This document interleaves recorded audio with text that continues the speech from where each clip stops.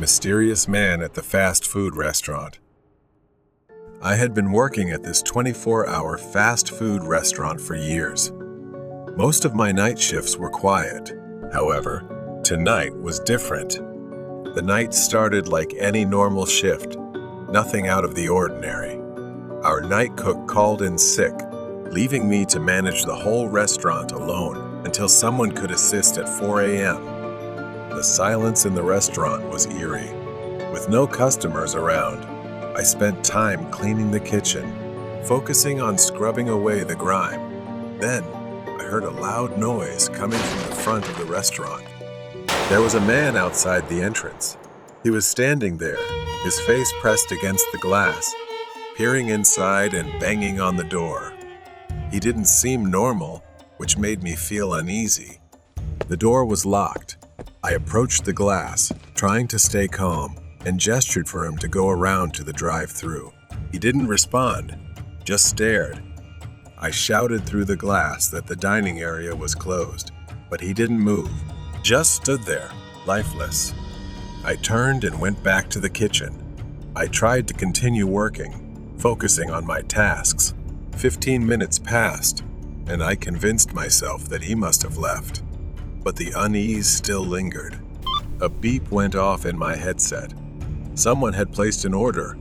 I turned on the mic and asked for their order, but all I got was silence. I checked the camera at the drive-thru lane, no car, no sign of anyone. I sighed and turned away, but then I froze. I heard something footsteps, light, careful steps coming from above, as if someone was walking on the roof. I tracked the noise until it stopped at the ladder leading to the maintenance door in the ceiling. The footsteps halted above. I was sure someone was up there. I quickly searched for a lock or anything to secure the door. I had never used it before, so I wasn't sure if it could even lock. I heard the trapdoor creak. It was slowly beginning to open. A small gap appeared, and through it, I saw a pair of cold, unblinking eyes staring at me. Panic consumed me, and without thinking, I turned and ran toward the front door. I bolted outside to my car, gasping for air, my heart pounding in my chest. Trembling, I called the police and described what was happening. From the safety of my car, I glanced back at the restaurant, my eyes scanning the windows, and then I saw him. A shadow moving near the counter. For a moment, he looked directly at me, then suddenly darted into the kitchen. The police arrived and searched the entire building, inside and out, even checking the roof. But the man had vanished, disappeared as if he had never been there. Nothing was stolen.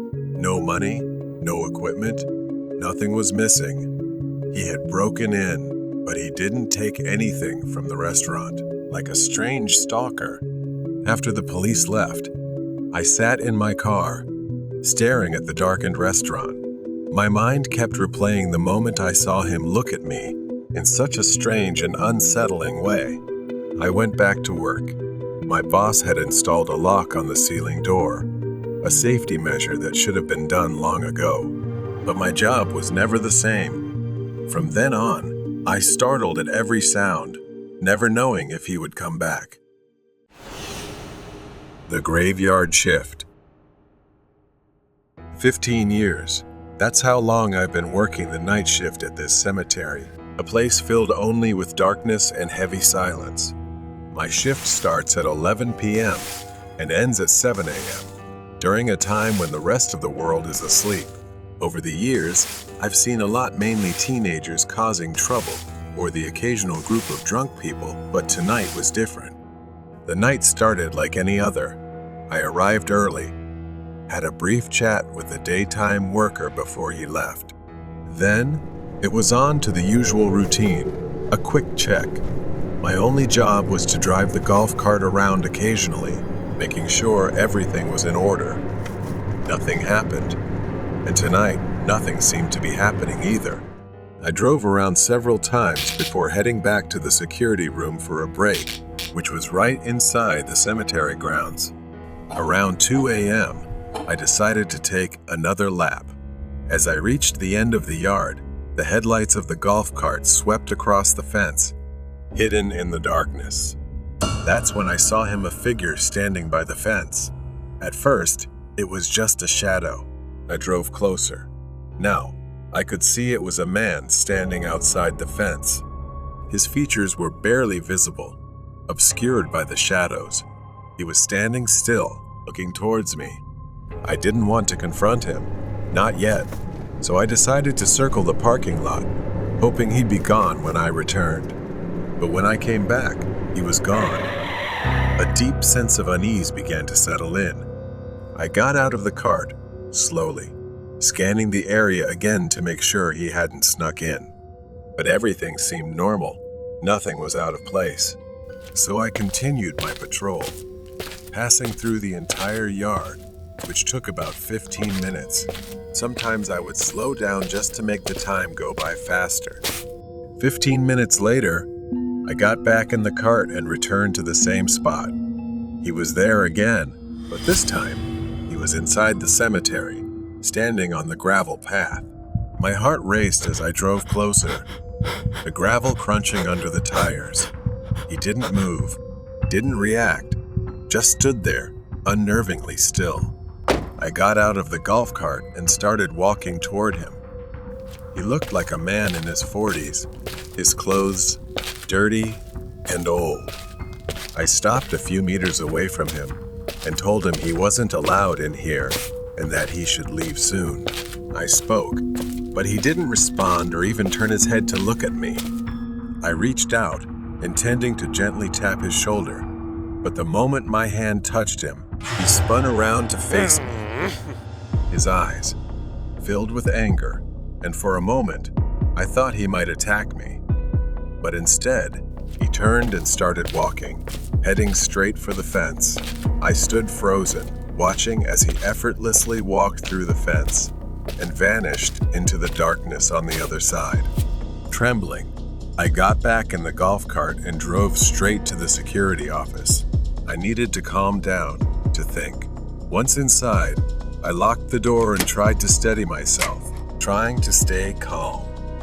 Minutes passed, though it felt like hours, and then there was a loud knock at the door. I jumped, my heart racing. Another knock followed, this time more forceful. Panic set in. I had nowhere to go.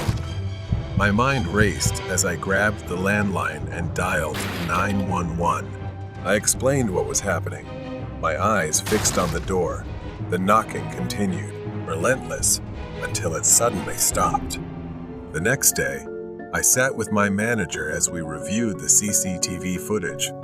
The grainy black and white video played on a small screen, showing the man I had seen the night before.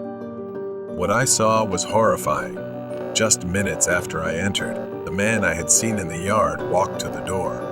He stood there, motionless, for almost 15 minutes before he began pounding on the door. In his hand, he held something, but the footage wasn't clear enough to tell what it was. It looked like a metal rod or pipe. He was never identified, and I haven't seen him again since that night, but the memory of that night still lingers with me. Every time I drive past the cemetery, I find myself glancing over my shoulder, hoping he never appears again. Haunting delivery trip. I was working for a food delivery platform on weekends to make some extra money. Between my main job and this side gig, I often felt exhausted.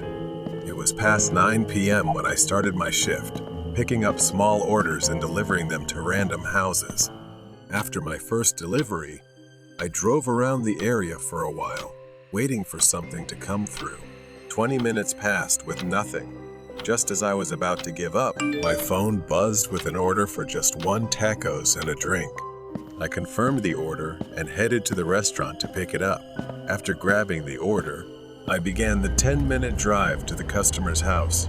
It was a normal neighborhood, nothing unusual. As I approached a red light, I noticed a pickup truck stop next to me. Instinctively, I glanced over. The guy in the truck was leaning out of the window, staring straight at my car.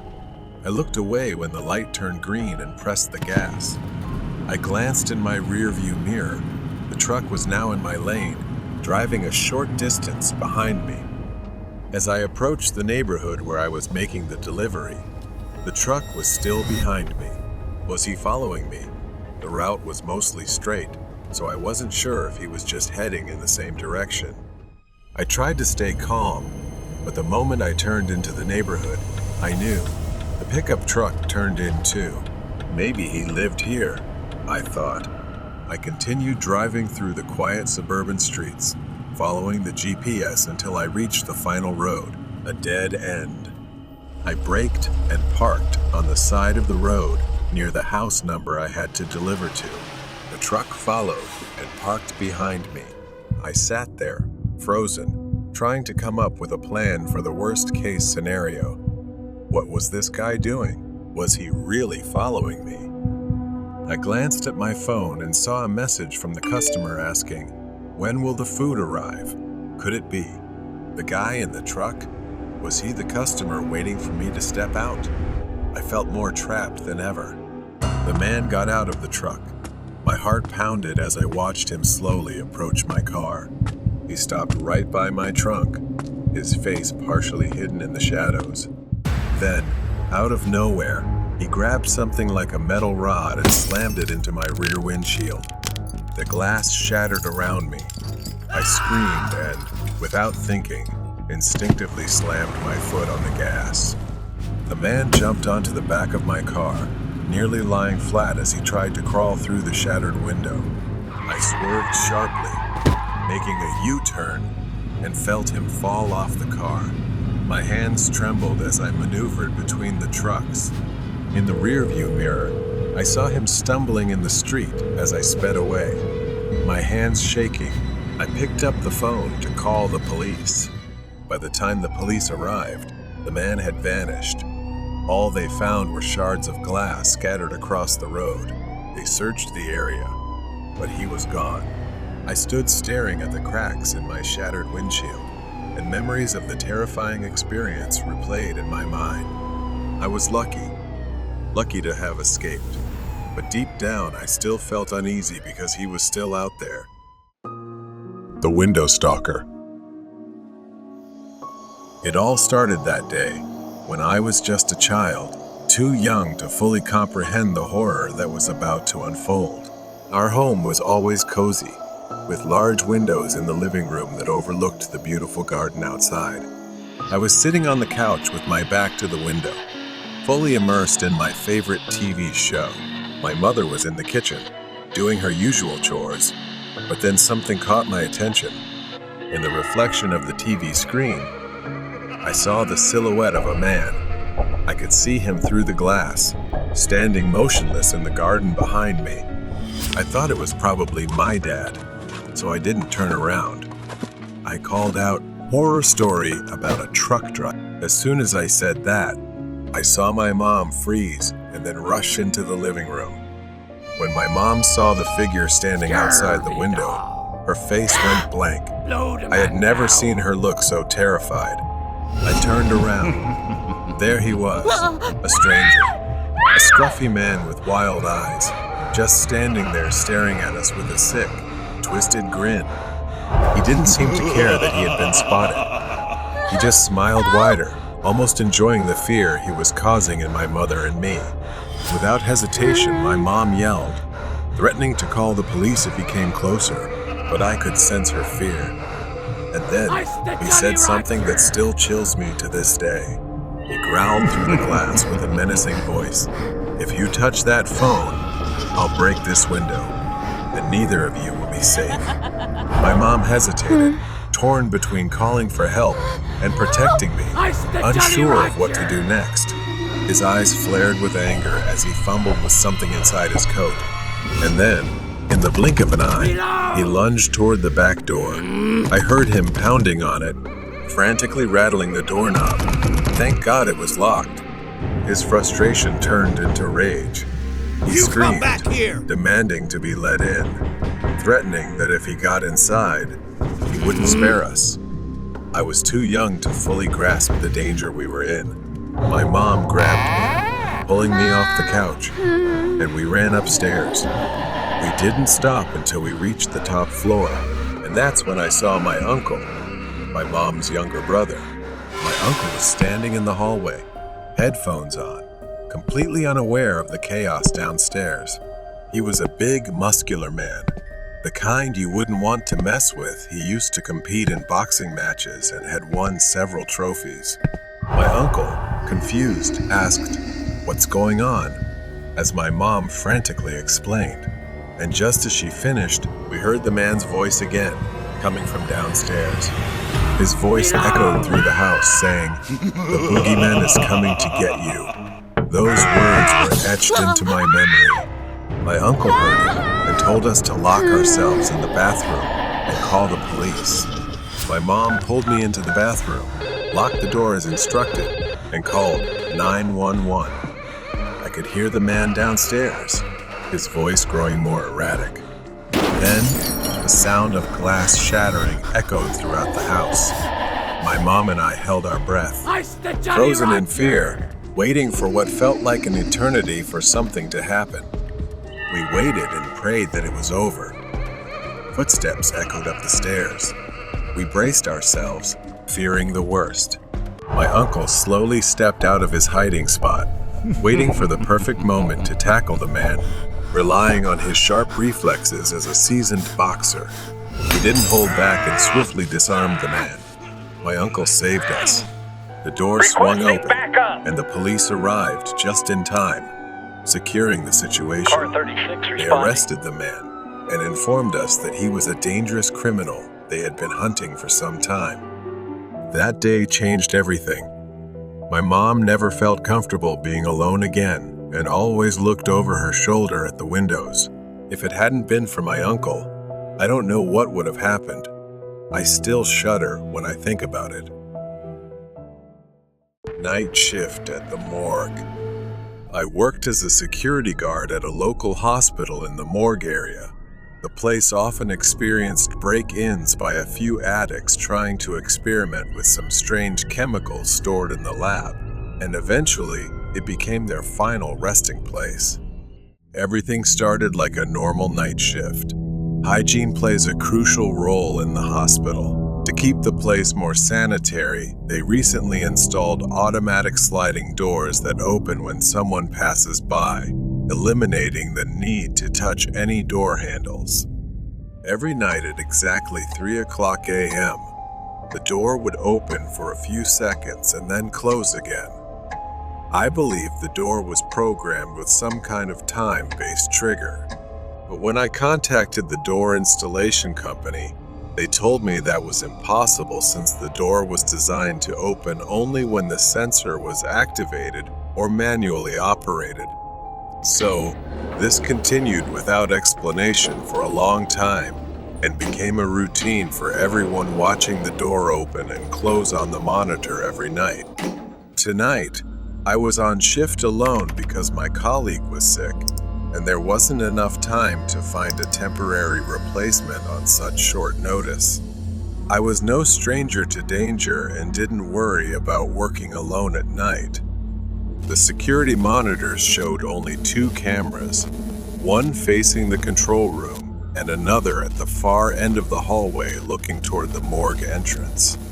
When the clock struck 3:00 a.m., I did what every night guard on duty would do. I started watching the screen. As usual, the door moved, but honestly, I still got chills sometimes from the sudden rush of cold air every time the door opened. Suddenly, the door remained open. I thought it was a screen glitch, but the lights on the door were still flashing. I waited a few minutes, but I soon realized I had to go down the hallway because the morgue door was strictly prohibited from being left open. As I walked down the hallway, the cold air blew against me, and I thought it would be even colder when I reached the morgue. I had hoped that the door might have closed by the time I got there, but just as I saw on the monitor, the door was indeed still open, and the camera was functioning normally. I tried waving my hand in front of the sensor, but it was useless. The door didn't budge. I reluctantly considered my next option, which was to check the sensors from the inside. As I turned around to look down the hallway, the door finally closed. I felt my hair stand on end as a strange quietness settled in a sensation like someone was standing right behind me. Out of curiosity, I went back to the monitor. I decided to rewind the security footage to the moment I approached the door to see if I could spot anything unusual. And what I saw was something I shouldn't have witnessed. There was a girl standing in front of the door behind me. I couldn't clearly see her face because of her long black hair and the white dress she was wearing. She just stood there smiling, staring at me with one eye. To this day, I still can't explain it, as I had just been there and hadn't seen anyone. It wasn't until I checked the other camera that faced the entrance to the control room that I truly shuddered, and I still have nightmares about it to this day. Due to a mysterious power surge, most of the data on the drive was completely corrupted. I stared at the blank screen, my mind reeling. The events of that night played over and over in my head, and I couldn't shake the feeling that something was still in the room, watching from the shadows. Every night, as I try to sleep, when the clock strikes 3:00 a.m., I can still feel the chill in the air, the weight of invisible eyes on my back, and the quiet whisper of the girl who was there. The stalker. I worked as a cashier at a home improvement store, and my coworker, Nicole, quickly became my best friend. She was very sweet, a bit shy, and unfortunately, she was often hit on by customers. Most of the time, it was just harmless flirting or a dinner invitation that she politely declined. But one day, something different happened.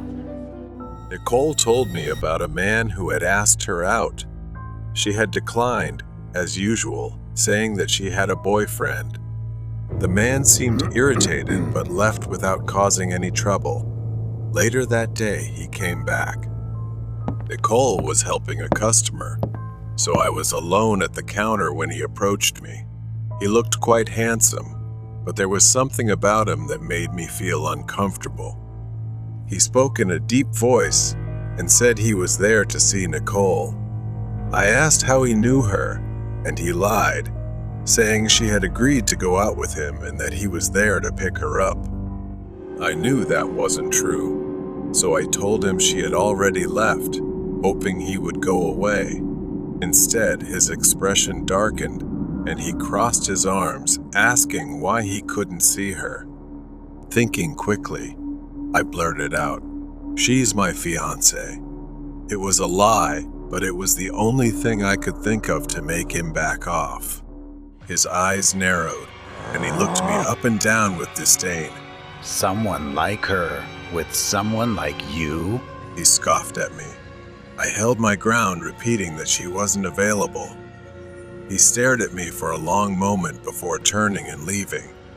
I told Nicole what happened when she came back, and she felt creeped out but also found the fiancé excuse quite amusing. We laughed about it, thinking it was over. But 2 weeks later, the man returned, this time after dark. Nicole and I were closing up when we heard a loud bang on the glass door. We both jumped, and there he was, pressing his face against the glass, his eyes wild. "We're closed," I told him, but he didn't move. Nicole shouted at him to go away, but he just stared at us, his breath fogging up the glass. He pointed at me, his eyes full of rage. He yelled, "I'm not here for her. I'm here for you. If I take out her husband, she'll be mine." My heart pounded as I realized he intended to kill me. I told Nicole to run to the manager's office and call the police. 911, what's the emergency, please? As she ran off, the man started ramming the doors, trying to break them down. I was terrified, but I knew I had to keep him outside. I grabbed a 2x4 from behind the counter, ready to defend myself if he got in. The glass doors shook violently, and I was sure they were about to give way. But then Nicole came running back, swinging another piece of wood and yelling that the police were on their way. The man finally stopped, glaring at me one last time before turning and disappearing into the night. The police arrived, but by then, he was long gone. We showed them the security footage, and they promised to keep an eye out for him. A few days later, we heard he had been arrested in a nearby town for stalking another woman. Nicole and I were both shaken by the experience. We quit our jobs shortly after and found safer work. We still talk about that night sometimes, grateful that we had each other's backs. But the memory of his twisted expression and the sound of him trying to break in still haunts me. The crazy man blocked the truck. It was a torrential, rainy day. After finishing a long, exhausting day at work, I drove my old, large truck back home. The windshield wipers battled against the pouring rain, moving in a steady, hypnotic rhythm. The radio crackled faintly, almost drowned out by the sound of rain pounding on the truck's metal body. The road ahead was nearly deserted, a winding path through a remote forest. Tall, ominous trees loomed on both sides, their branches reaching out like twisted, skeletal hands. My hands gripped the steering wheel tightly, my knuckles white from the cold. My eyes were focused on the road, but my gaze was weary, longing to be home soon. As I rounded a bend in the road, my headlights caught a figure standing in the middle of the road. Finding it strange, I drove a short distance further and then pulled over to the side of the road to rest for a moment. From a distance, there was that figure again. The silhouette was of a man, his hair disheveled and soaked by the rain. He stood motionless, his head slightly tilted to one side, staring straight at me with wide, unblinking eyes. His clothes were tattered and drenched, clinging to his gaunt frame. In his hand, he held something long, thin, and menacing under the headlights. My heart raced as I stared at the man, an instinctual sense of danger warning me. The man did not move, did not blink, just stood there, staring. My breath fogged up the window as I pondered what to do, making his already ominous figure appear even more distorted and terrifying. But before I could act, the man suddenly lunged forward, slamming his hand on the hood of the truck. The force of the impact made me jump out of my seat, my heart pounding. The man's face was now just inches from the windshield. His eyes were wild and bloodshot. I recoiled in horror as I realized the object in his hand was a long, sharp needle, attached to a syringe filled with a murky yellow liquid. The man's mouth curled into a deranged smile, revealing yellowed and cracked teeth. He lifted the needle, tapping it lightly with his finger as if preparing to use it.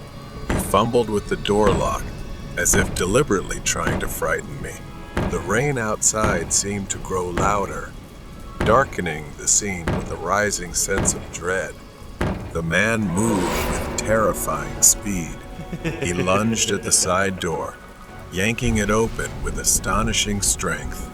I could barely think, and there was no time to react before the man lunged at me. The syringe was raised, aimed straight at my neck. I struggled, adrenaline surging through my veins as I tried to push the man away. But his grip was like iron, his strength fueled by madness. My mind was a whirlwind of fear and confusion. Who was this man? What did he want? Why was he doing this? The questions swirled in my head, but there were no answers, only a desperate need to survive. The man giggled, a high-pitched, maniacal sound. The needle inched closer. I twisted and turned, trying to evade it, but the man was relentless. In one final desperate move, I surged with a burst of life. I managed to grab the man's wrist. We wrestled, fighting for control. The man's eyes were wide and wild. His foul breath hit my face in a horrific gust. With gritted teeth, I mustered all my remaining strength and shoved the man back with a powerful force, sending him tumbling backward. The syringe fell to the ground, the needle shattering upon impact, the liquid inside spilling out and mixing with the rain. I slammed the door shut and locked it, breathing heavily, tense with fear. I watched as the man staggered to his feet. He let out a frustrated scream, his voice echoing through the empty forest. I didn't wait to see what he would do next. I quickly shifted the truck into gear and hit the gas, the truck speeding away from the deranged man. Exhausted and shaken from the struggle, I drove in silence, quickly contacting the police about the incident and heading straight to the hospital. The man's wild eyes, his maniacal grin, the syringe filled with that strange liquid, they all haunted my mind. After the police investigated, they finally apprehended him and placed him in custody for psychiatric treatment. It turned out he wasn't just targeting me. He was after others as well, all as part of the twisted pleasure of a deranged mind. The freak in the morgue. The coldest place in the hospital is likely the morgue. Stainless steel drawers holding the dead stretch out like a cold, metallic labyrinth.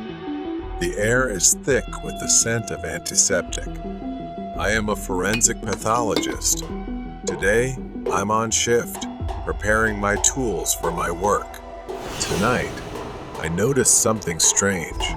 Foreign objects have appeared during autopsies before, like a rusted coin or a few plastic beads. This isn't the first time something unusual has shown up during an examination. I stepped into the storage room, searching for some necessary items, but a few tools were missing. My eyes were drawn to a drawer slightly ajar. I pulled it open to find an empty space, feeling like something was missing, but I couldn't immediately identify what. A strange feeling washed over me, and I couldn't quite grasp what was happening. I hurried out, moving quickly down the dark hallway. I saw something move in the shadows. A hunched figure, resembling a man, dressed wildly with disheveled hair, was obsessively examining some medical equipment laid out before him. I couldn't believe my eyes. Horrified, I saw a clump of hair, a severed finger, and other small body parts. He held them as if worshiping and collecting them. I felt nauseous and disgusted by him, but I forced myself to stay because I knew I needed to do something. I hadn't finished my work yet. Suddenly, the man stopped and looked around, sensing something. I held my breath, praying I hadn't been seen. I rushed to the office, my hands trembling as I called the police, reporting the break-in and what I had witnessed. The dispatcher on the other end sounded shocked but assured me that help was on the way. I hung up the phone, but I couldn't get that horrifying image out of my mind. Who was he? And what was he doing? Suddenly, while trying to find a place to hide, he spotted me and chased after me as if he wanted to make me his next victim, the next piece in his collection.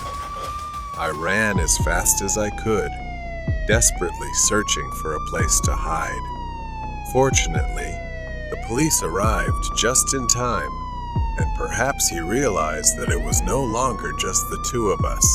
He became distracted, giving me a chance to escape. I managed to escape and crouched behind the desk, eyes fixed on the door, counting every second until the police arrived. The police burst in and found the intruder in a frenzy, as if he had lost his mind. He was caught off guard, his crazed eyes wide with panic.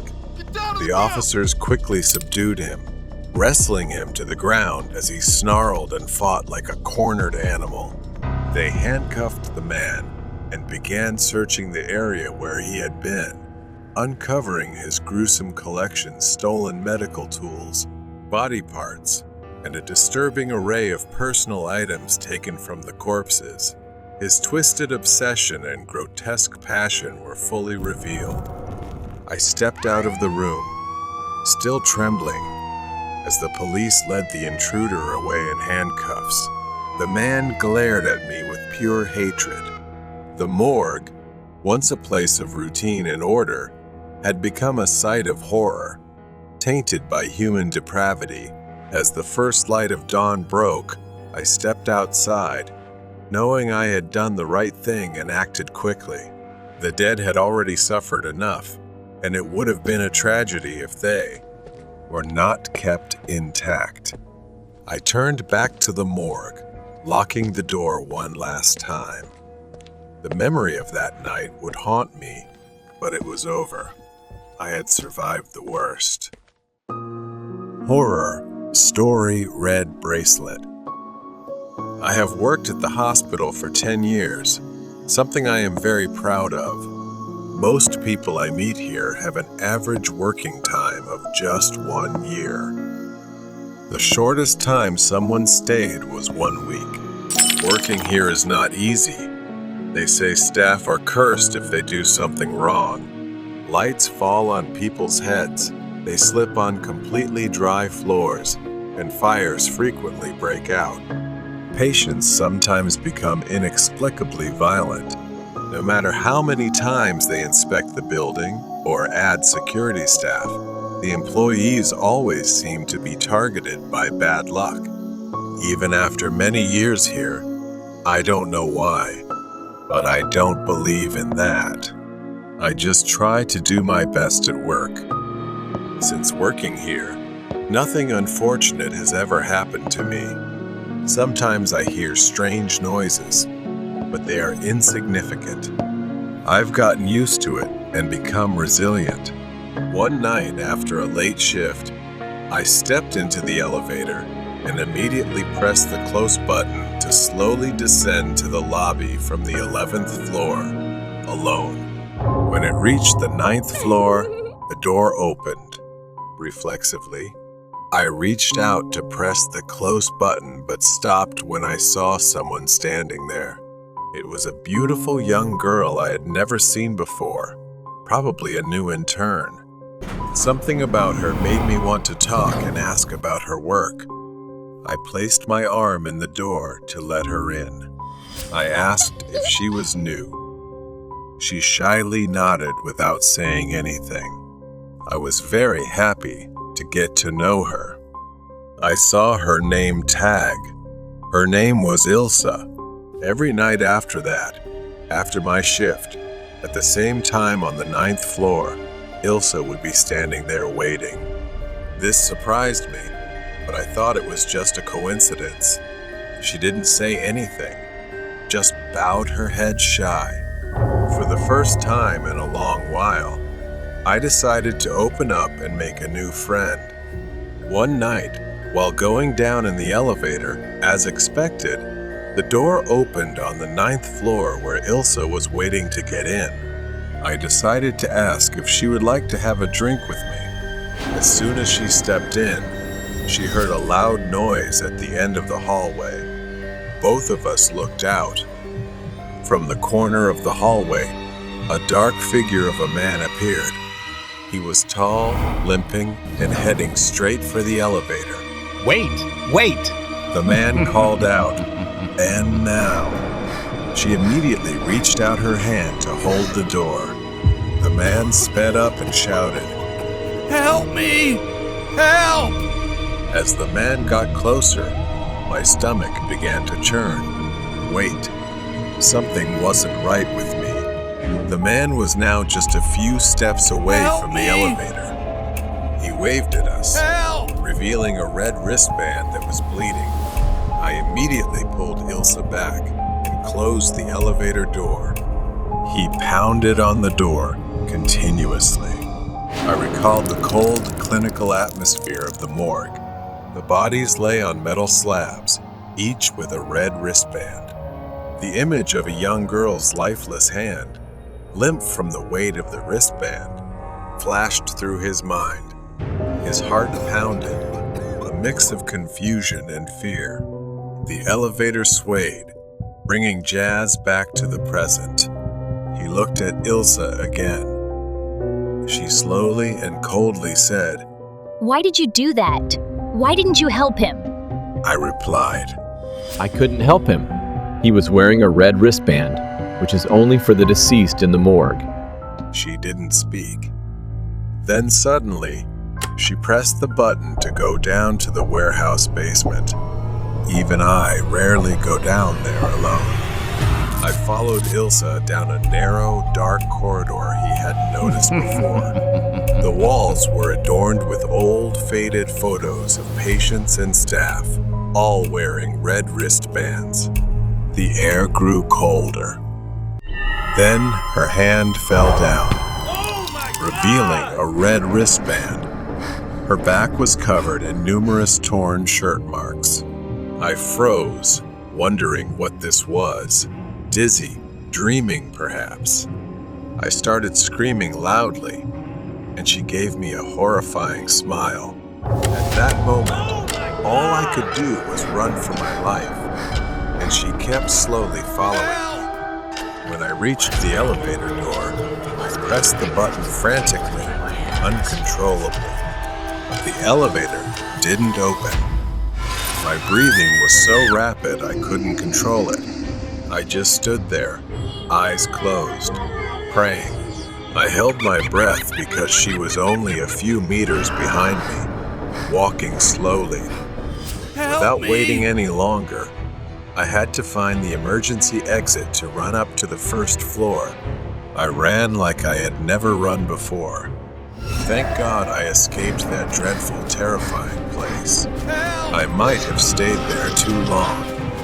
It was probably time to leave. The next day, I quit my job. Years later, after I left, I learned that it had been officially abandoned without any explanation. It was a horrifying and unforgettable experience for me. Stalker at the bus stop. A quiet and snowy Sunday evening. I was sitting at the bus stop, looking at my phone, and realized I had missed my bus. I started to shiver as the weather grew colder. Time passed slowly. I pulled out my phone again, put on my earphones, and selected a song to forget the uncomfortable cold. I looked around, realizing I was completely alone. No cars, no pedestrians, just an endless, empty street. Nearly an hour went by, and the bus was still nowhere in sight. I checked my phone again. The screen showed no updates on the bus's arrival, and the battery was dangerously low. A while later, I sensed some movement. A man wrapped in several layers of thick clothing, his face obscured by a knitted hood.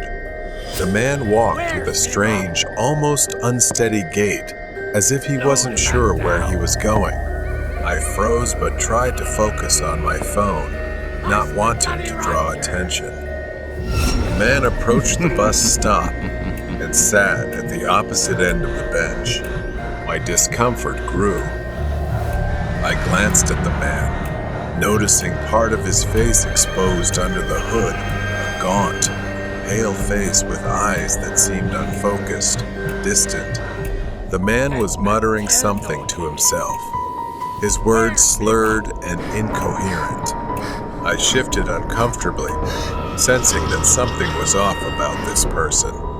He moved closer, almost imperceptibly at first, but with each subtle shift, he inched toward me. My Unease turned into panic as the man continued to slide closer, his gaze fixed on me in a strange, unsettling way. I felt a chill run down my spine. Suddenly, I felt the man's presence right next to me. The tension was unbearable. I quickly stood up, grabbed my bag, and started walking away from the bus stop. The man, still sitting there, tilted his head to the side, his eyes never leaving me as I walked away. I quickly walked away. I reached the next bus stop and finally felt somewhat relieved. I began to sit down slowly, letting my guard down a little as I waited for the bus. I closed my eyes for a moment, exhausted. The quiet of the falling snow was almost peaceful. Suddenly, a loud and rapid knock shattered the silence. My eyes shot open, my heart racing, and I slowly turned around to see the man from the previous bus stop, standing on the other side of the glass, his face pressed against it, grinning maniacally. His eyes were wide, staring straight at me without blinking. He kept knocking on the glass, his breath fogging up the surface. Panic flooded my body. I quickly stood up and backed away from the glass. The man began moving, circling around, his gait more erratic than before. His footsteps grew closer. I backed away, yelling at the man to stay away.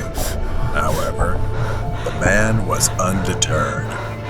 He raised his hand, reaching out as if to do something to me. Luckily, I reacted just in time, darting off the sidewalk as the man lunged toward me. In a strange, inexplicable way, he slipped forward, his face slamming hard into the cold, icy pavement. The sound was horrifying. I stood there, frozen, trying to make sense of what had just happened. It was so bizarre. I watched in horror as blood began to pool around the man's face, staining the snow with a deep red. My mind raced as I tried to process what had just occurred. I crouched down, attempting to get a response from him, but there was none. I sat down on the curb, my hands trembling as I pulled out my phone and called for help. The snow continued to fall, turning this bus stop into a place of horror and dread for me. The flashing lights of the ambulance and police car pierced through the night. Paramedics rushed to the man's side, but it was clear that something was very wrong with him. As the paramedics searched the man's belongings, they found a photograph in his wallet, a picture of the man with a boy who looked eerily similar to me. The police explained that the man had been on prescription drugs after losing his son, and his mental state had deteriorated ever since. I realized, with disbelief, that the man may have mistaken me for his lost son. A few days later, I took my driving test. As I drove, I glanced down the road where the bus stop was in the distance, the events of that night still haunting me deeply. I couldn't shake the sorrow of the man's grief and the terrifying experience that had unfolded. Horror Story Nightwalkers. I used to work at a small hotel on the edge of town. The hotel was quite peaceful, nestled between dense woods and a long, deserted road. After a hurricane swept through the town, business slowed down significantly. I worked the night shift from 6:00 p.m. to 2:00 a.m., often without seeing anyone for hours. The only sound in the empty lobby was the ticking of the old clock on the wall. One night, I was sitting in the break room, sipping warm coffee and watching the security monitors when I heard a deep voice call out from the lobby.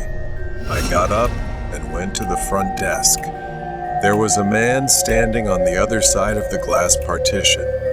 He was tall, with wild hair and a strange, jittery energy about him.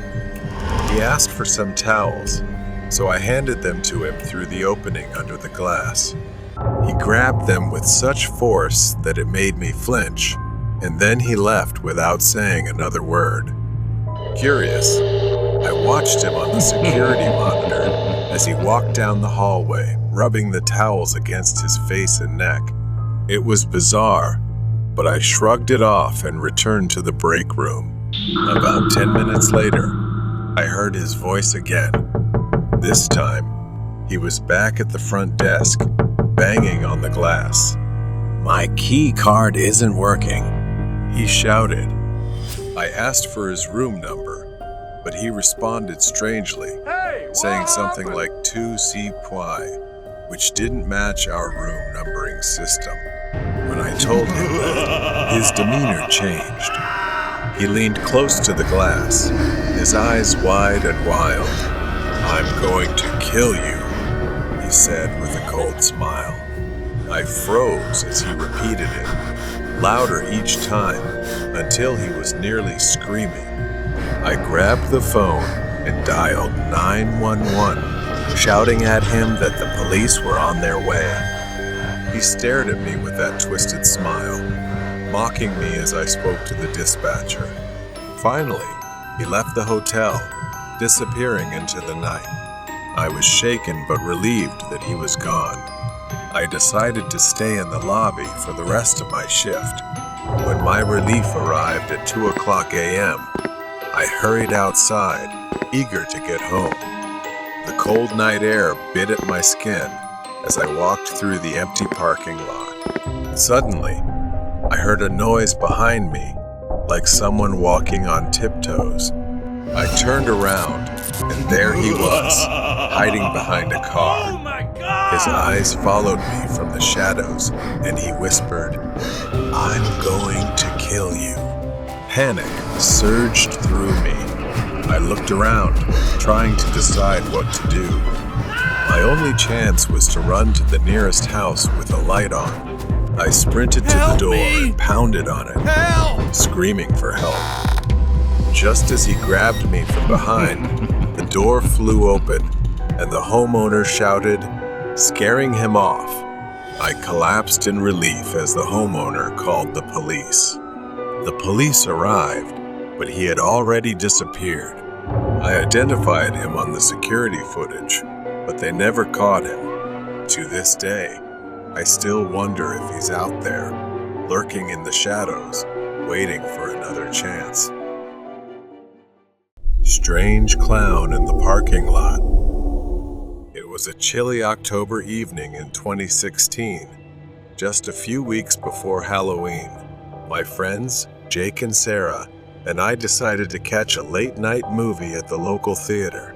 After the movie, which ended around midnight, we lingered in the parking lot, chatting and enjoying the crisp autumn air. The parking lot was mostly empty, illuminated by a few dim streetlights, creating long shadows that danced eerily around us. As we laughed about the horror movie we had just seen, Jake suddenly fell silent, staring behind us. We turned to see a clown standing by an old, beat-up car at the edge of the parking lot. He was dressed in a dirty, oversized clown suit with a red wig and smeared white face paint. Unlike the clowns at birthday parties, this one had a sinister air about him, his smile too wide and his eyes too dark. At first, we thought it was a prank. After all, clown sightings had become a bizarre trend that year. But as he started walking towards us, the playful notion quickly vanished. His movements were slow and deliberate, and in his gloved hand, he held a balloon that bobbed menacingly with each step. Nervously, we decided to head to Jake's car, which was parked a short distance away. We tried to act casual, but our pace quickened with each step. The clown followed, maintaining a steady, unnerving pace. My heart pounded as we reached the car and scrambled inside. Jake fumbled with the keys, his hands shaking. Just as we locked the doors, the clown reached the car. He leaned against the driver's side window, his face inches away from Jake's. He pressed the balloon against the glass and slowly dragged his finger down the window, leaving a streak in the condensation. We could see his eyes clearly now, cold and calculating. He tapped on the glass, the sound echoing in the silent parking lot. We were frozen with fear, unsure of what to do next. The clown then moved to the front of the car, standing directly in the headlights. He reached into his oversized pocket and pulled out a long, jagged knife. The sight of the blade sent a fresh wave of panic through us. Jake finally snapped out of his shock and started the car. The engine roared to life, and the clown took a step back, still smiling that unsettling smile. We peeled out of the parking lot, tires screeching, and didn't stop until we were miles away, parked in front of a 24-hour diner. We sat in the car, catching our breath and trying to make sense of what had just happened. We debated calling the police, but without any real harm done, we doubted they'd take us seriously. In the end, we decided to keep the story to ourselves, not wanting to relive the terrifying encounter. To this day, the image of that clown and his menacing smile haunts us. We often wonder what his intentions were and shudder at the thought of what might have happened if we hadn't reached the car in time. The experience left a lasting impression, a chilling reminder that sometimes the scariest encounters are the ones that seem to step straight out of a nightmare. We met a crazy clown in the woods. In the summer of 2016, amid bizarre clown sightings across the USA, I stayed at our friend Milo's house, which bordered a dense forest. After a day of movies and snacks, we felt restless and decided to take a late-night walk. Armed with flashlights, we ventured into the forest at 2 a.m., our conversation mingling with the sounds of the night. By 2:45 a.m., we reached a clearing with an old, creaky playground, until Milo pointed towards the old restroom building. There, partially illuminated by our flashlights, stood a man in a tattered blood red clown suit. Unlike the playful clowns from childhood, this one was menacing. His face was pale, with smudged makeup and a wide, eerie grin. His hair was a tangled mess of red and black. Paralyzed with fear, we watched as the clown stared at us, his head tilted to one side. Then, he started walking towards us, slow but deliberate. Panic surged through us, and we instinctively backed away, trying to decide whether to flee or confront the figure. Suddenly, the clown broke into a sprint. Help me! That was all the motivation we needed. We turned and ran as fast as we could back towards Milo's house, the forest path a blur beneath our feet. After what felt like an eternity, we burst out of the forest and onto the road in front of Milo's house. We glanced back and saw the clown standing at the forest's edge, partially illuminated by the streetlight. He had stopped running but was still watching us, his sinister grin visible even from a distance. In his hand, he held a big rusty axe. We didn't wait to see what he would do next. We bolted into Milo's house, slamming the door shut behind us. Milo's parents were out of town, so it was just the two of us, alone and terrified. We gathered in the living room, each of us trying to catch our breath and process what had just happened. Milo turned on the front door camera, and we watched the screen in tense silence. The clown appeared at the edge of the frame, walking slowly down the street towards the house. He stopped in front of the gate, looking around as if searching for something. My heart sank as he approached the front door, his gaze fixed on the camera. He leaned in close, his face filling the screen, and made a series of grotesque, mocking gestures. He waved the knife slowly before stepping back and disappearing down the street. We spent the rest of the night huddled together, too scared to sleep. The image of the clown's twisted grin and the knife haunted our thoughts. We didn't tell anyone about the encounter, fearing disbelief or ridicule. To this day, the memory of that night lingers, a chilling reminder of how a seemingly innocent adventure can turn into a nightmare. We often wonder what might have happened if we hadn't run back to Milo's house, and the unsettling question of who, or what, the clown continues to haunt us. Horror story, The Strange Man with Red Eyes. This happened 6 years ago when I was working the night shift as a security guard in an old office building. Since then, I have never worked the night shift again. That night, the pale moonlight cast an eerie glow over the deserted scene, creating a chilling atmosphere. Around 3 a.m., I was doing my final patrol before ending my shift.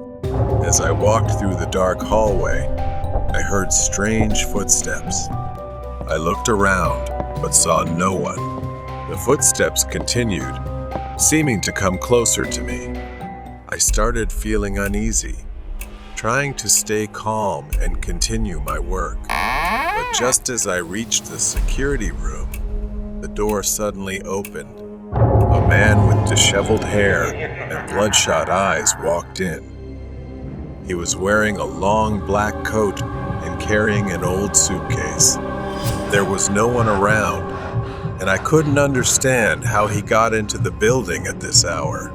I swallowed nervously, trying to speak to him. "Do you need any help?" I asked, my voice trembling. The man didn't answer right away. He just stared at me for a long moment. Then he opened his mouth, his voice raspy like the wind through a crack in the door. "I need to go to a very special place, a place you will never forget." I didn't understand his meaning, but I responded anyway. I can't leave the building during my shift. Can you specify the location? The man smiled in a strange way, his thin lips curling up. "All right, take me to the basement." I was surprised, but didn't want to cause trouble, so I nodded and led him there. We stepped into the elevator, the air inside becoming oppressive. When the elevator doors opened at the basement level, a cold draft swept in. The man stepped out first, and I followed, feeling more anxious. He stopped in front of a small room, its door long locked. I didn't remember ever seeing this room before. The man pulled out an old key from his coat pocket, unlocked the door, and stepped inside. I stood outside, not daring to follow. "I've reached my destination," he said from inside. "Thank you for guiding me." I turned to leave, but suddenly he appeared right in front of me, as quick as lightning. He placed his hand on my shoulder, gripping so tightly that it hurt. "Remember, you have helped me, and I will remember you." I screamed, trying to break free, but I couldn't. A sharp pain shot through my chest, and I collapsed. My eyes gradually closed. I gradually saw the door of the room closing before my eyes, accompanied by his satisfied, creepy laughter. And then I fainted. When I opened my eyes, I was lying in a hospital bed. The doctor said I had a heart attack, but was lucky to survive. I recalled the man and asked everyone around about him. but no one had seen him, and the security cameras recorded no one but me. From the video extracted from the camera, it seems that I was talking to myself in front of the hallway door and then collapsed on the floor. It seems that I was taken to the hospital by the neighbors. I was haunted by his final look and his mysterious words. I could never forget that raspy voice, and every time I remember, I feel a chill down my spine. I had once guided a mysterious man, and it had changed my life forever. Whispers behind the door. It's been 9 years since that happened, but I still remember it clearly. In the middle of the city, I rented a small apartment in an old, damp-smelling building. With my job as a waiter, it was all I could afford, just enough to get by. Not long after, something strange began to happen. It started with small noises, almost unnoticeable at first. A faint voice, muttering in the middle of the night. I remember waking up that first night, the sound barely audible, like someone whispering on the other side of the wall. The walls weren't well insulated, so I could hear it. At first, I thought it was a dream. The voice was too distant to make out clearly. But soon, the words became clearer, sharper. Go die. The words echoed in the dark, sending chills down my spine. I sat up, every hair on my neck standing on end. Who would say such a thing? My eyes darted toward the door. I got out of bed, quietly stepping toward the peephole. Slowly, I saw a thin man, shirtless, his face twisted into a wide, terrifying smile. His hand scratched slowly at the door with a single finger, the gentle sound of it sending chills through me. He just stood there, scratching the door and whispering. From that day on, the man became a frequent, unwelcome visitor. Every 2 or 3 nights, he would return, scratching at my door, mumbling, and sometimes singing in a shrill, childlike voice. The sound was terrifying, like a nightmarish lullaby. Every time I looked through the peephole, there he was, whispering threats. I thought about confronting him, flinging the door open, and demanding he stop. But I couldn't see his hands, they were out of view, and I feared he might be holding something dangerous. The mumbling stopped. Everything was silent.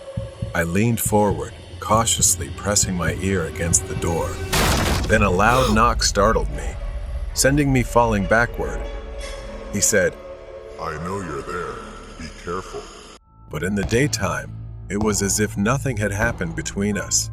I'd run into him in the hallway, and he would smile politely, nod, and walk away.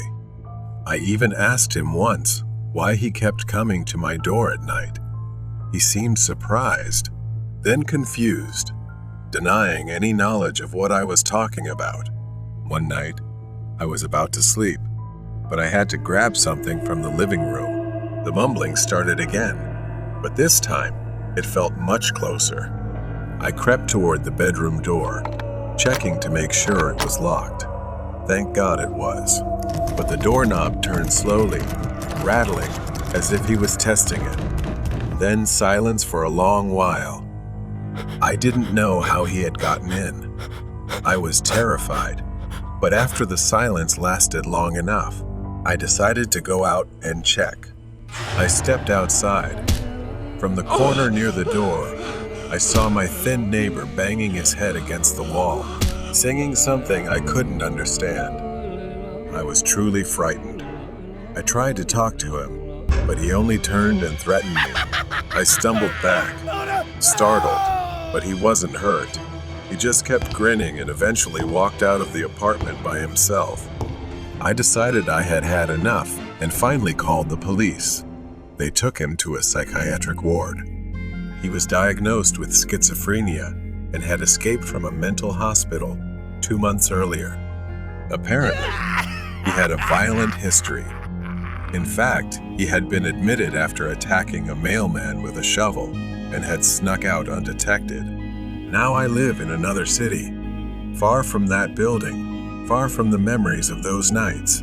But sometimes, I still can't sleep well, unable to shake the feeling that he might come back. Haunting delivery trip. It's been almost a month since that horrifying night. I haven't driven for the delivery app since then. Every time I think about driving, the echo of shattering glass floods my mind. I try to tell myself it was just an incident, that I was unlucky. There were no witnesses. The police reassured me they'd find him, saying it was probably just a disturbed person trying to scare me. But I couldn't shake the feeling that there had to be some reason he was following me. I decided to try driving again. I needed the money, and I couldn't let fear control my life. I told myself that this time I'd be careful and avoid driving too late at night, and I'd stay away from isolated neighborhoods. As I got into the car, that familiar fear washed over me. My hands were sweaty. I tried to close my eyes, take a deep breath, and turn the key in the ignition. Things started off fine. I was careful and checked my mirrors more frequently. But as the sun set, my phone buzzed with an order that sent a chill down my spine. 1 taco and a drink. A simple order, just like that night. I hesitated, my thumb hovering over the accept button. I figured it was just a coincidence, so I accepted the order. A light drizzle had begun. The drive to Taco felt eerie, as if I was retracing the same steps as that night. I picked up the order and placed it on the passenger seat. As I drove to the delivery address, waves of anxiety hit me. The house was in a different neighborhood, but each turn felt strangely familiar. When I parked at the curb, the hairs on the back of my neck stood up. The headlights of a car behind me suddenly flicked on. I looked, it was a truck, and it looked just like the one from that night. Panic set in as the truck rolled closer, its blinding headlights on full beam. The truck parked right behind me, as if waiting for me to make a move. I tried to text my customer, but I was shaking so badly I couldn't type properly, wasting precious time. Suddenly, a notification popped up on my phone. Customer, when will my order arrive? I couldn't believe it and dropped my phone right then. It was happening again. Could he have been waiting for this moment to get revenge? I couldn't go through this again. I had to act. I pressed the gas, moving my car to another spot. The truck slowed down behind me, its headlights glaring blindingly in my rearview mirror, causing me to squint. Suddenly, the truck surged forward, crashing into the back of my car. The impact jerked me forward, my chest slamming into the steering wheel. Pain shot through my ribs as I gasped, trying to catch my breath. I pressed the gas harder, but the rain had made the road slick, so I had to maintain control to avoid crashing. Panic hit me as he pulled up alongside, rolled down his window, and gave me a sinister smile. Another slam. The back of my car crumpled, and I felt something wet trickling down my head. My head had been injured and was bleeding from the impact against the window when he rammed me again.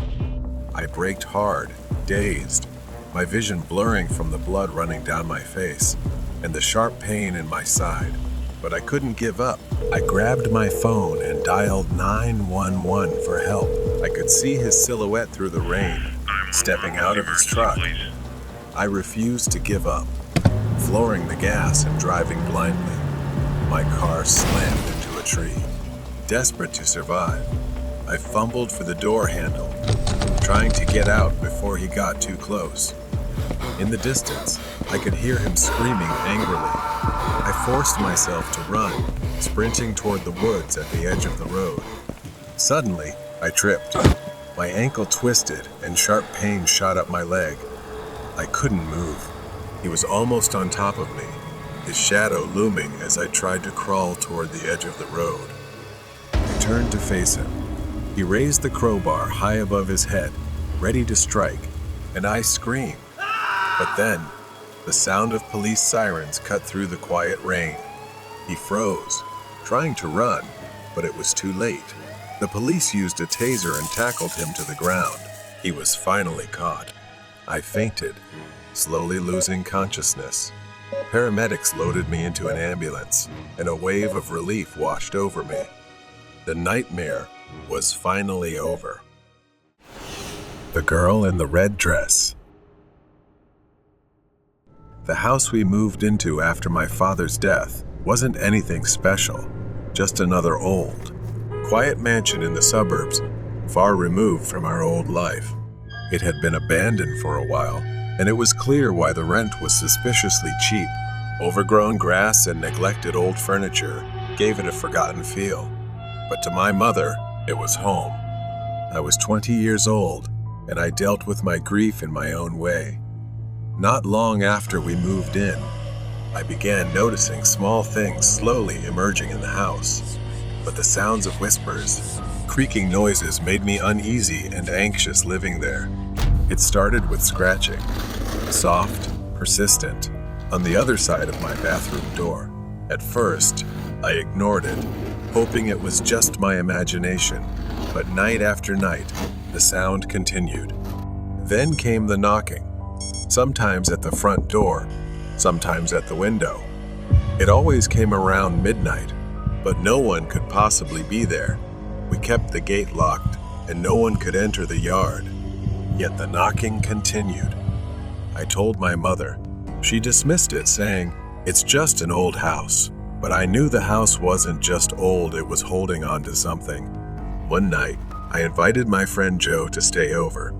We were sitting in my room talking about school when we heard voices coming from the kitchen. It was well past midnight. Everyone should have been asleep.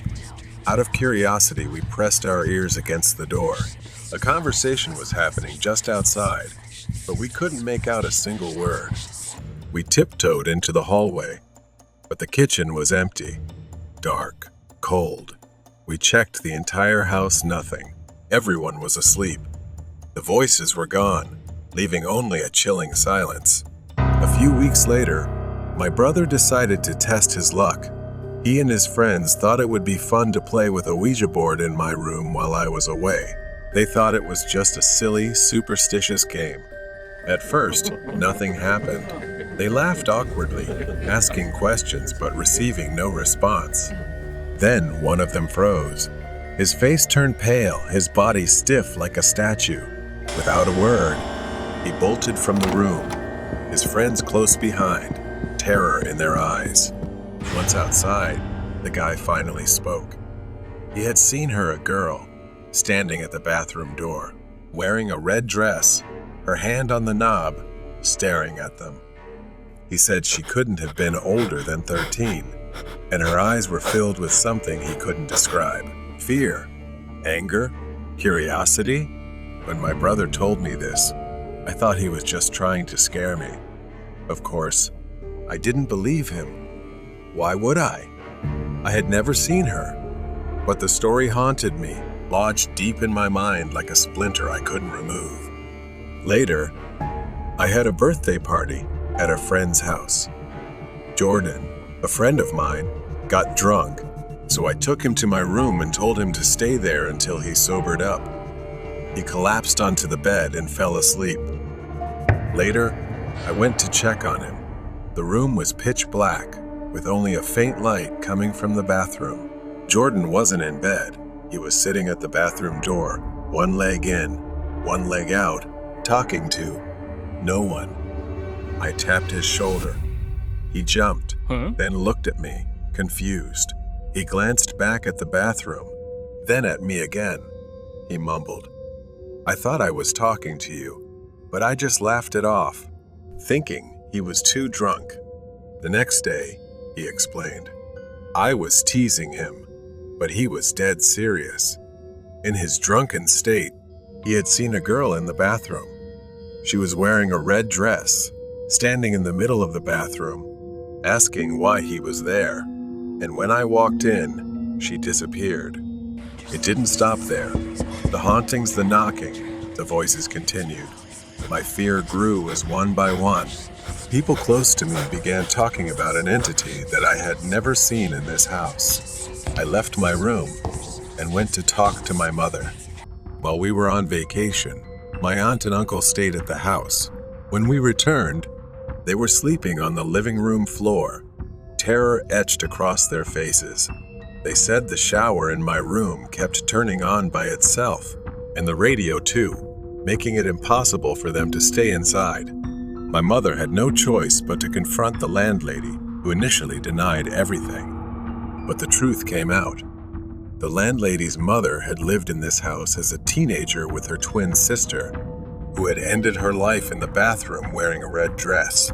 It was all true.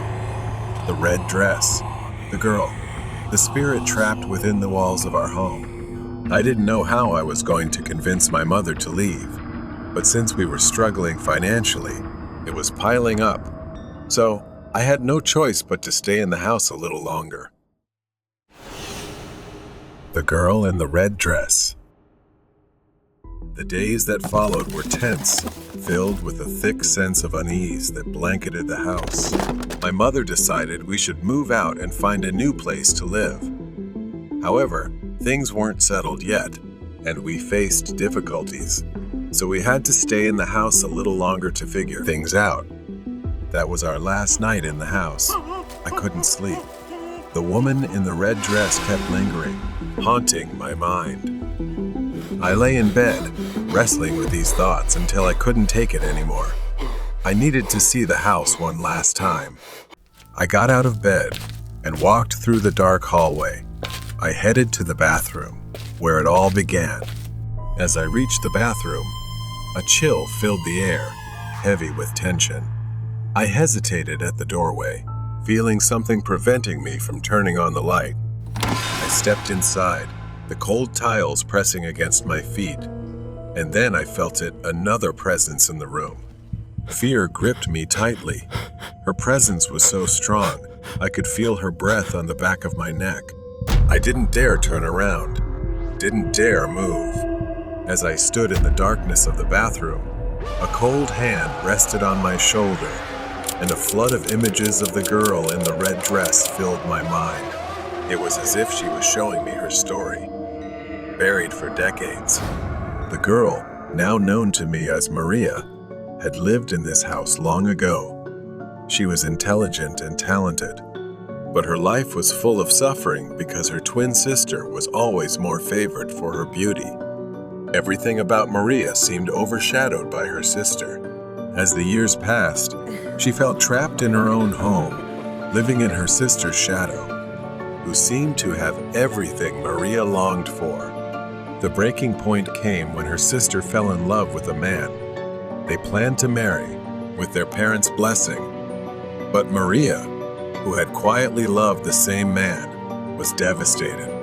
Even her own chance at happiness was taken from her. Unable to bear the pain, Maria spent much of her time in the small bathroom.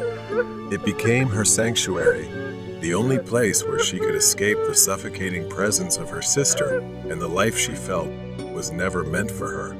One night, overwhelmed by sorrow and loneliness, she made a tragic decision.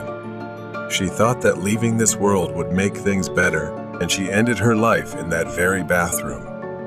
Her sister, consumed by guilt, left the house in grief, but Maria's spirit remained bound to the house, trapped in the place where she had taken her own life.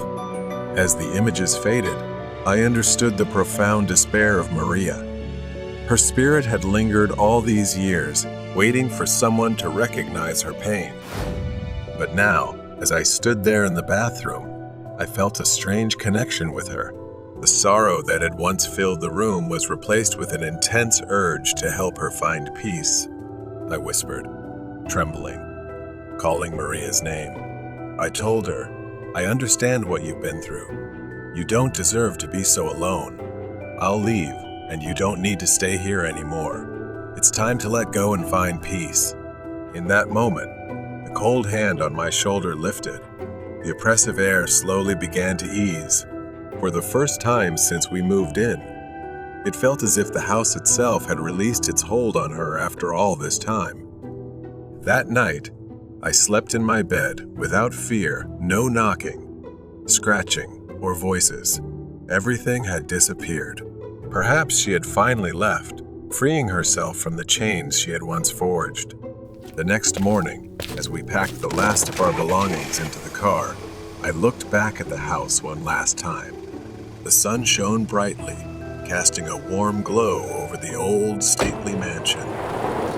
As we drove away, I felt that Maria had found the peace she longed for. The house was just a house now, no longer haunted by the sorrow of the past. And though I know I will never return, I will always remember Maria, the poor girl in the red dress, who finally found the freedom she had been denied in life. Stranger on the way home. I was driving home on a quiet, deserted road, my headlights cutting through the thick darkness. A familiar road I had traveled countless times. I was still about 10 minutes away from home when my car began to slow down. Confused, I pressed the gas pedal, but the car continued to lose speed. Panic set in as I realized the problem I had run out of gas. I suddenly remembered the low fuel warning light had come on, but I had forgotten about it, and in my rush, I had completely missed stopping to refuel. My car stalled, leaving me stranded in the middle of nowhere. I stepped out of the car, the chilly night air biting at my skin. Glancing at my phone, I saw the worst. No signal. I wasn't surprised. This road had no reception. I stood there for a moment, weighing my options. It was nearly midnight, and there was no point in calling anyone. My friends were likely already asleep. I knew the area well enough to remember a gas station about a mile away. It would take 20 minutes to walk, maybe less, and the weather was fairly mild. So I decided I would make the quick trip. I grabbed an empty gas can I kept in the back of my car for my lawnmower. At least luck was on my side in some small way. There were no streetlights, only dense forests on either side. The road was eerily quiet. Only one or two cars passed by, their headlights briefly illuminating the empty road before vanishing into the night. As I walked, my footsteps crunched on the gravel by the roadside.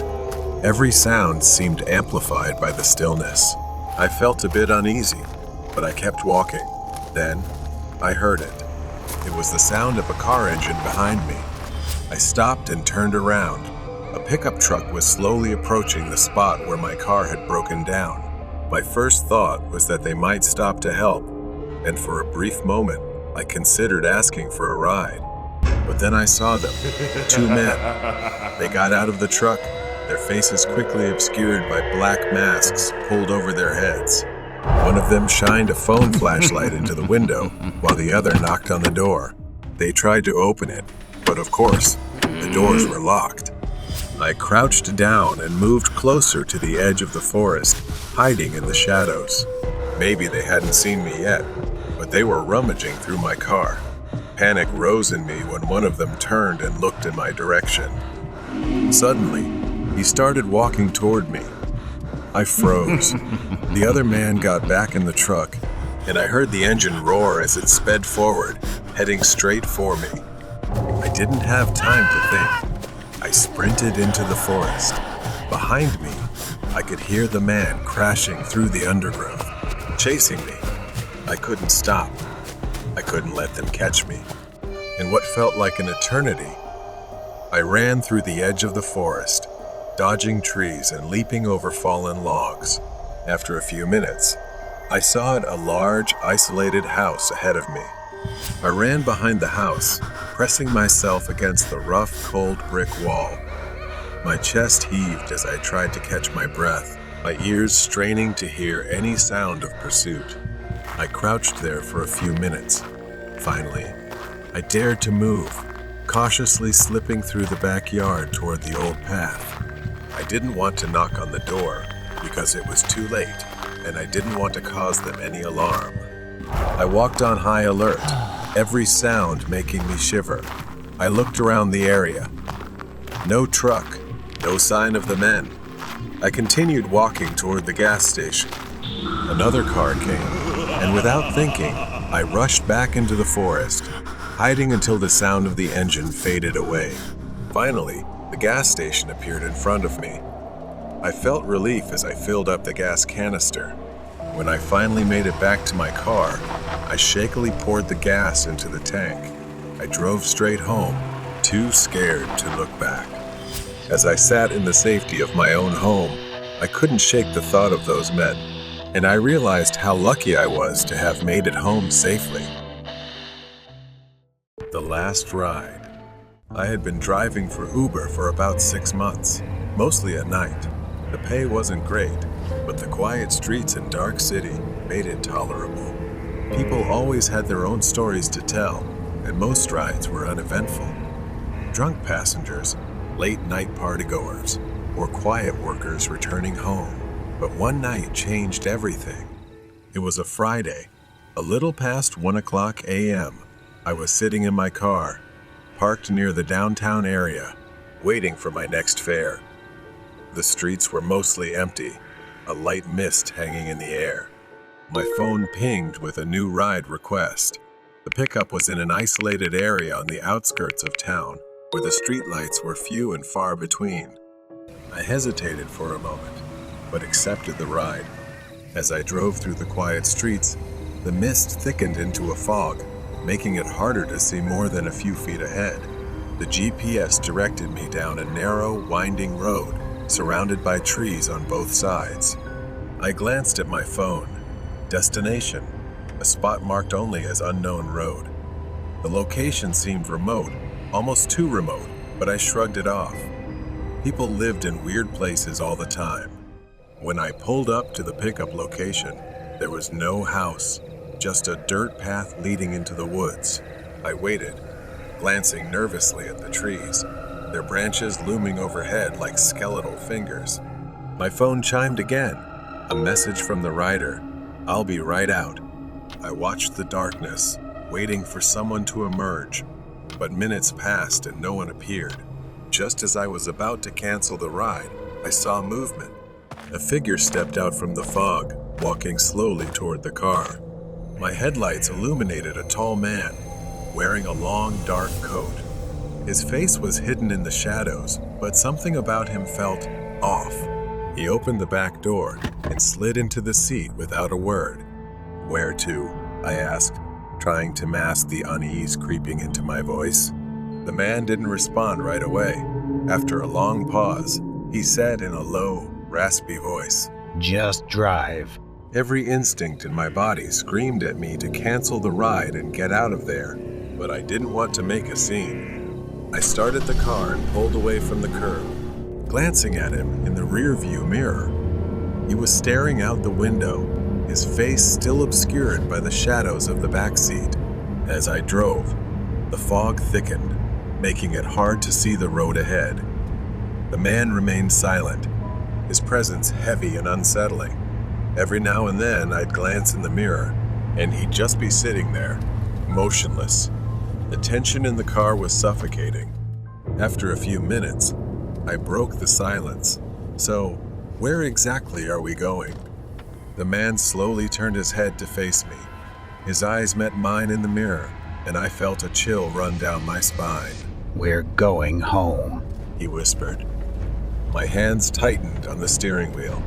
"Who's home?" He leaned forward, his face now partially visible in the dim light of the dashboard. His skin was pale, almost gray, and his eyes were hollow, empty. "Yours," he said, his voice barely above a whisper. A wave of terror washed over me. I slammed on the brakes, the car screeching to a halt. My heart raced as I turned to confront him, but the back seat was empty. The door was still locked, and the fog outside pressed against the windows like a living thing. I sat there, frozen, my breath coming in short, panicked gasps. I checked the mirror again. Nothing. I turned in my seat, but the back seat was completely empty. The man was gone. Shaking, I grabbed my phone and checked the ride. The request had vanished, as if it had never existed. There was no record of the trip, no rider profile, nothing. I sped away from the spot, the fog swallowing the road behind me. When I got home, I locked every door and window, my hands trembling as I did so. I don't know what I encountered, but the image of the man's sunken eyes and his cold words echoed in my mind and seemed impossible to forget. I never drove for Uber again after that night, and every time I pass by that isolated road, I feel a cold dread settle in my chest. Somewhere out there, the man in the dark coat is still waiting for his next ride. The Weird Neighbor. At the time I am recounting this, it happened 2 weeks ago. I don't like my neighbors at all, so I am not bound by the idea of needing good neighbors. The neighbors living in the same row as me always play loud music, while the neighbors living in the opposite row are the scariest people I have ever met. Next to my house, there is a woman around 60 years old who is not friendly at all. She usually stays inside and looks out of the window in a strange and creepy way. On the other side, there is a young woman with severe mental illness who occasionally stands in a corner of the yard and sometimes stares at me, mumbling.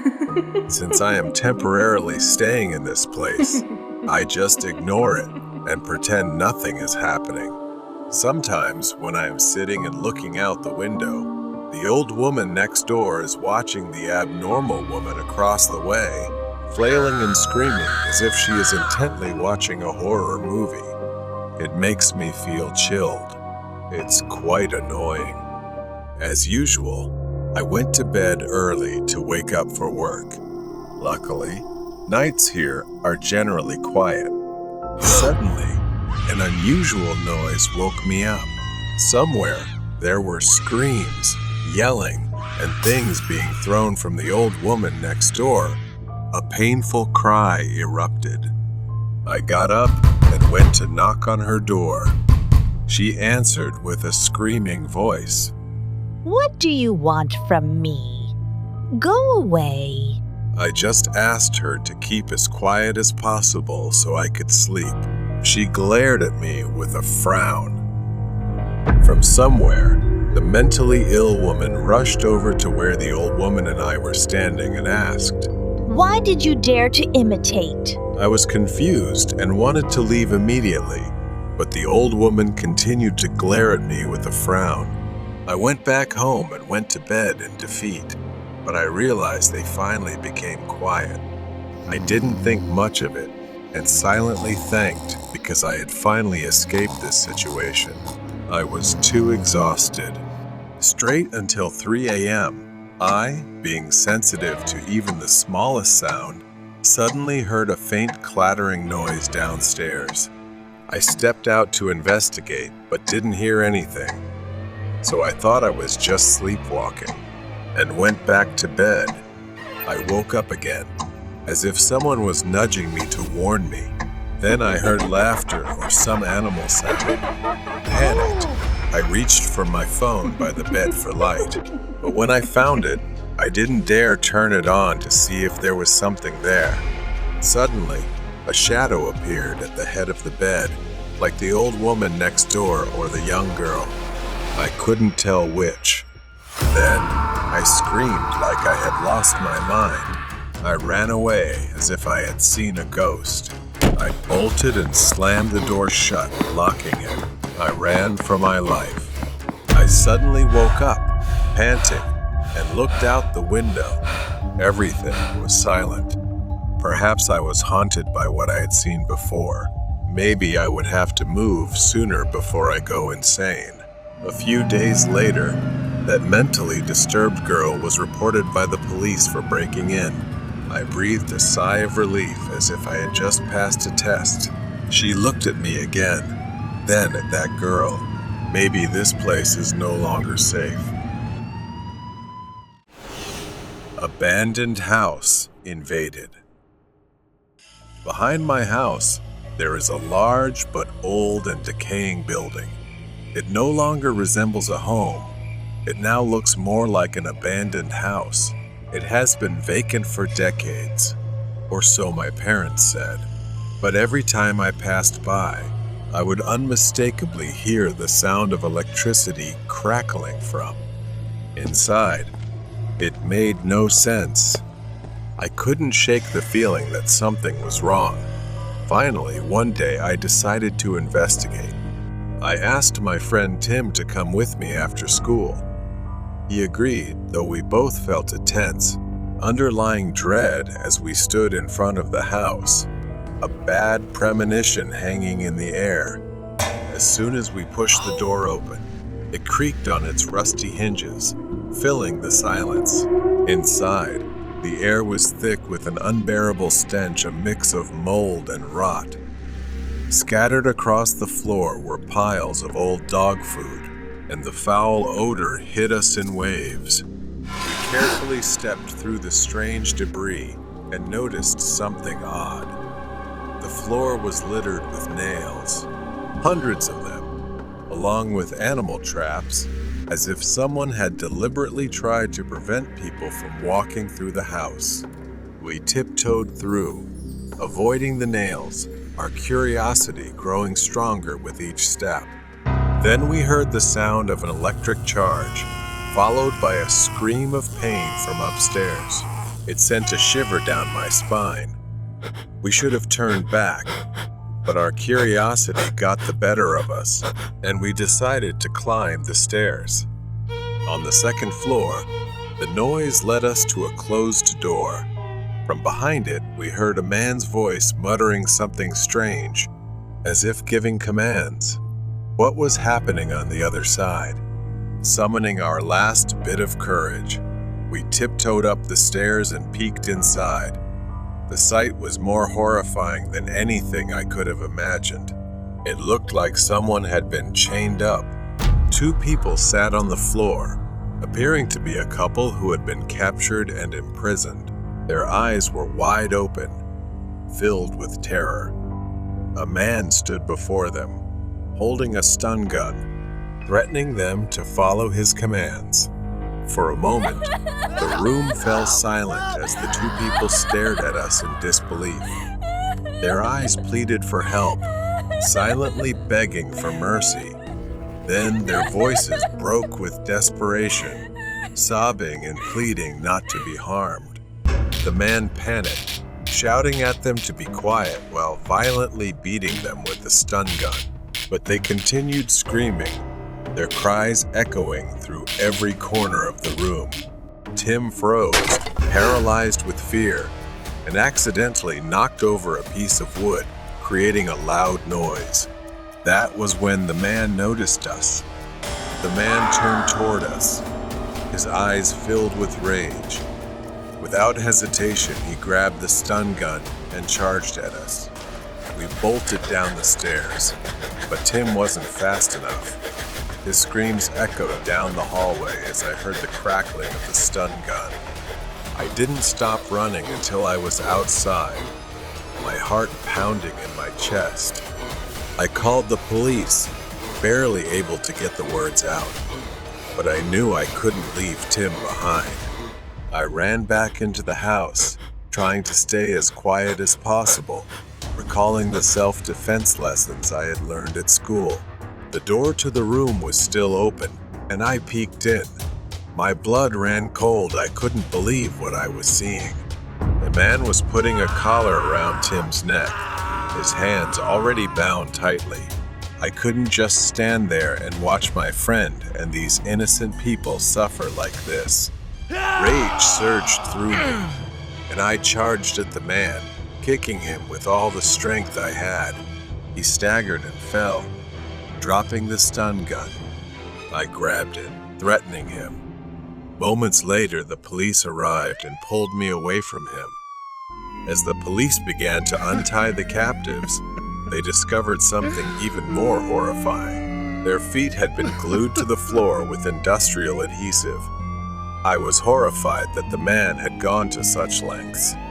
Finally, the rescue team arrived, and the hostages were freed, though their condition was dire. They had been beaten, starved, and fed animal food.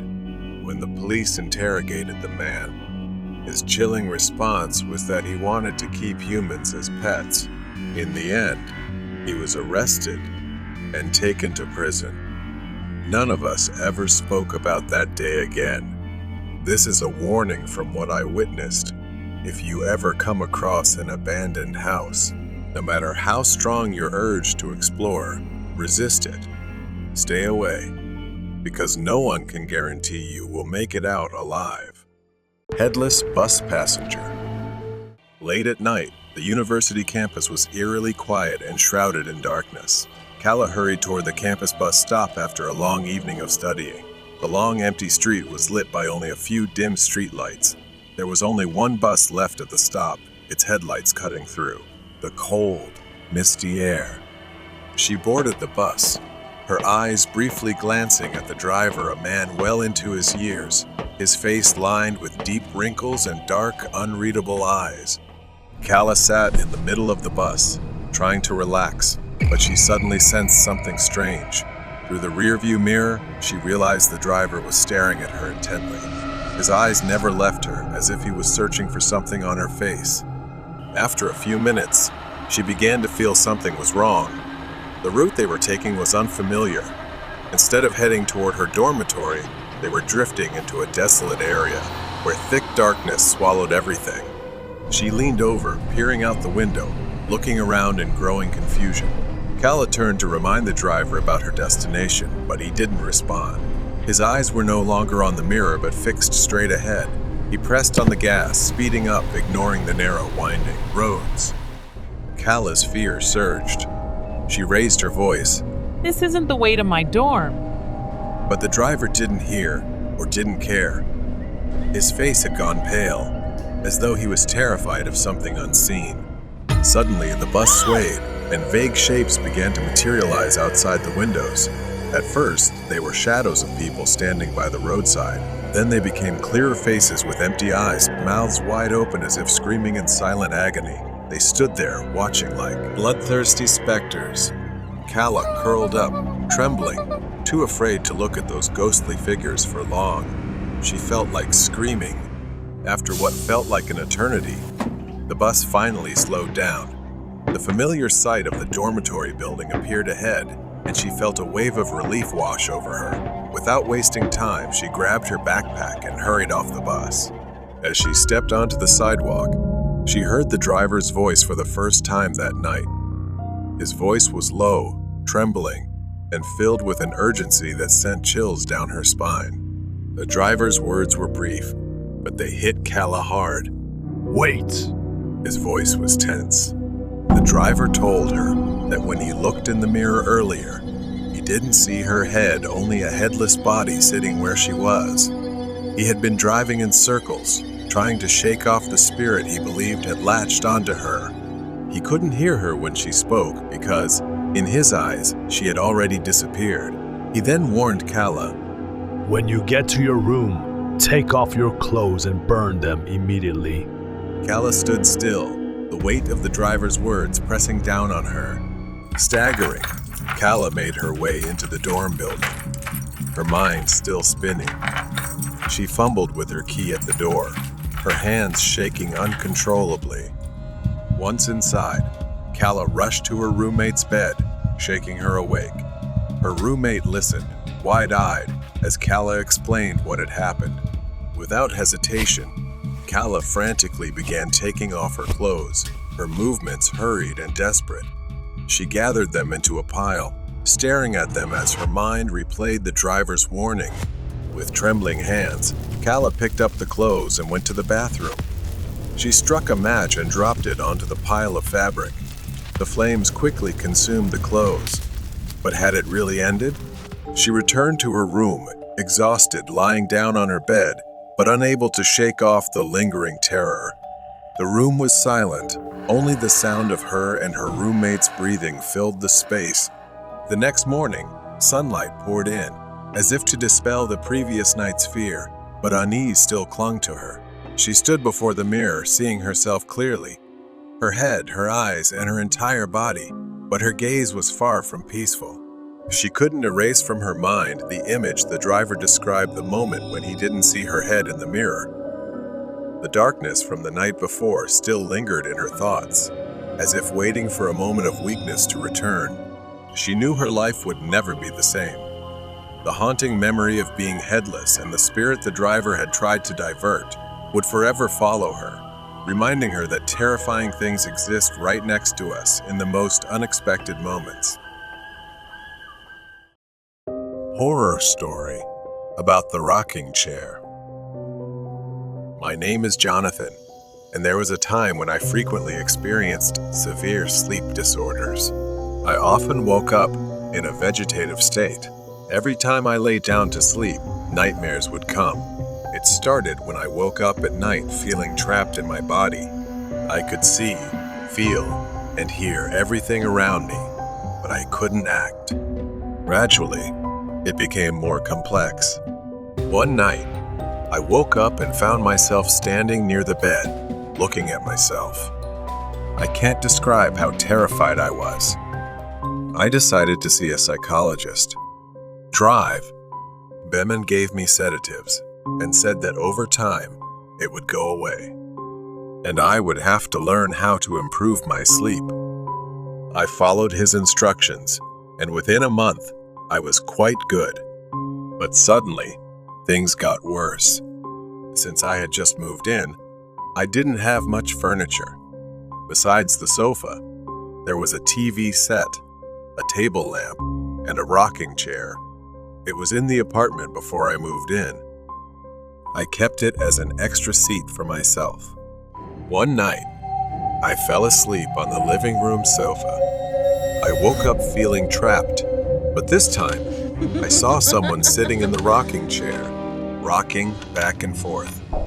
The feeling of suffocation, like being pinned down, was overwhelming me. The scariest part was knowing.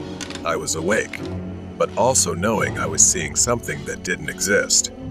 I saw a woman, around 70 years old, and there was no one else in the apartment but me. She didn't face me or make any sound, just rocking back and forth. It must have been my imagination because as soon as I snapped out of that state, the woman disappeared. I went to see my psychologist and talked about it, and he also said it was just a hallucination. I learned to meditate before going to bed because it would help my sleep, and I did it for a few weeks.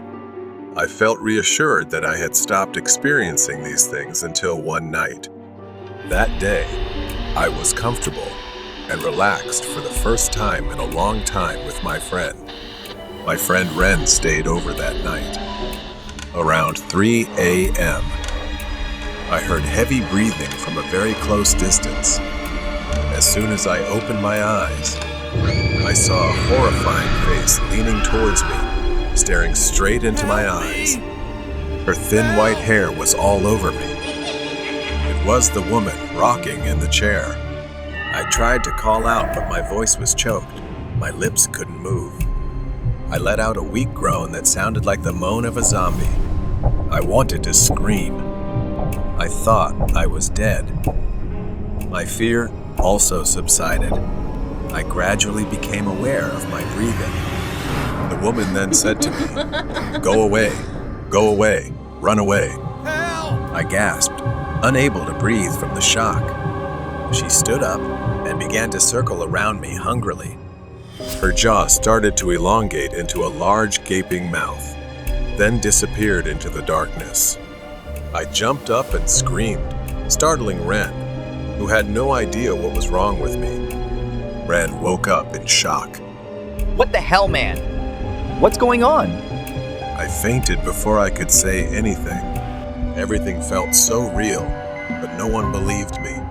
The doctors thought I had a panic attack in my sleep due to intoxication.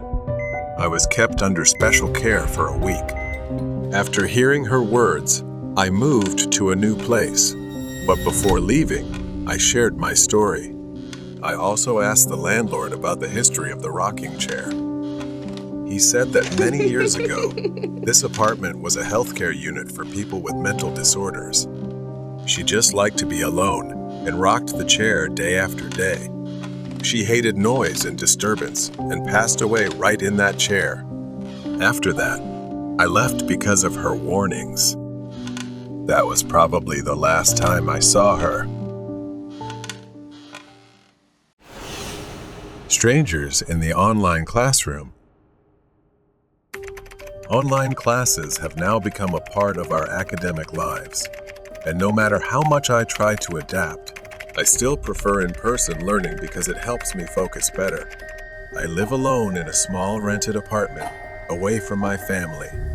That day, my last class ended at 9 p.m. I pretended to pay attention, but in reality, I was scrolling through my phone under the desk, sipping on an energy drink to stay awake. The lecture went on, and I barely listened.